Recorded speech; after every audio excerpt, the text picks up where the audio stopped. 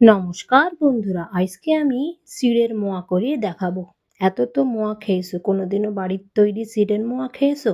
দেখো, একটা পাত্রের মধ্যে চিড়ে নিয়েছি, নিয়ে লবণ মাখিয়ে শুকনো খোলায় চিড়েটারে হালকা ভেজে নিচ্ছি।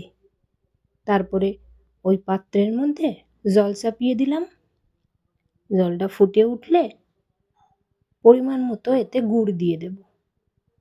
দেখো, গুড়টারে জাল করে নিচ্ছি। ঠিক আঠা আঠা হয়ে গেলে ওই ভাজা চিড়েটারে দিয়ে দিচ্ছি। দেখো, আর সমানে নেড়ে চেড়ে দিতে হবে, নাইলে দলা পাইকে যাবে।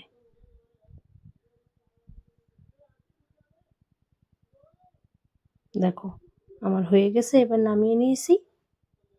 এবার নাড়াচাড়া করে ঠিক গরম অবস্থাতেই গোল গোল মোয়ার আকারে তৈরি করে নিতে হবে। প্রত্যেকটা শক্ত শক্ত টাইট মোয়া তৈরি হয়ে যাবে। ঠিক এরকম করে গরম অবস্থাতে না করলে এটা তৈরি করা যাবে না। সেই জন্যে গরম অবস্থাতে গোল গোল আকারে মোয়ার আকারে তৈরি করে নিতে হবে। দারুণ স্বাদের হয় বন্ধুরা, একবার এইভাবে তৈরি করে বাড়িতে খেয়ে দেখো।